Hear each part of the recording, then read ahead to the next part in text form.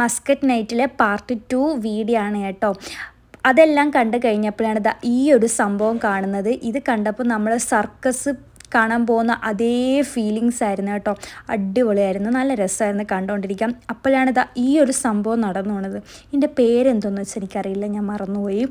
അത് കഴിഞ്ഞപ്പം Muscat night എന്ന് പറഞ്ഞത് ഈ ഒരു സംഭവം, ഇതൊന്നും പറയില്ല, അടിപൊളിയായിരുന്നു. നമ്മളെ പ്ലാസ്റ്റിക് പൂവിൽ പല കളറിലുള്ള ലൈറ്റ് വെച്ചിട്ട് ഡെക്കറേഷൻ ചെയ്തേക്കുന്നു. മറ്റേ ഫ്ലവർ ഷോ ആണ് കേട്ടോ, അടിപൊളിയാണ്. അത് കണ്ടുകൊണ്ടിരിക്കാൻ നല്ല രസമായിരുന്നു. പിന്നെ അതിൻ്റെ കൂട്ടത്തിൽ പോയി ഞാൻ ഒരുപാട് വീഡിയോസും ഫോട്ടോസും ഒക്കെ എടുത്ത്. പിന്നെ അത് നമുക്ക് എവിടെ ചെന്നാലും നിർബന്ധമാണല്ലോ. അടിപൊളിയായിരുന്നു കേട്ടോ, നല്ല രസമായിരുന്നു. അപ്പോഴാണ് ഈ ഒരു സംഭവം കണ്ടത്. നമ്മുടെ മരത്തിൽ അവരും ലൈറ്റ് വെച്ചേക്കുന്നത്. അപ്പം ആ ലൈറ്റ് തറയിൽ ഇങ്ങനെ പതിക്കുമ്പോൾ നല്ല രസമായിരുന്നു. പിന്നെ അതിൻ്റെ മൂട്ടിൽ പോയി നിന്നിട്ട് ഞാൻ കുറേ ഷോ കാണിക്കൊക്കെയായിരുന്നു കേട്ടോ. കറങ്ങുന്നു, എടുക്കുന്നു, ഒന്നും പറയില്ല.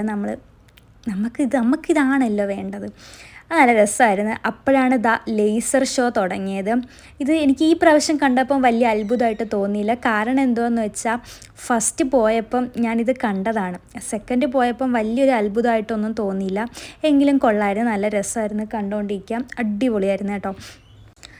ആ ലേസറിനനുസരിച്ച് ആ വാട്ടർ ഷോയും അടിപൊളിയായിരുന്നു, സൂപ്പർ.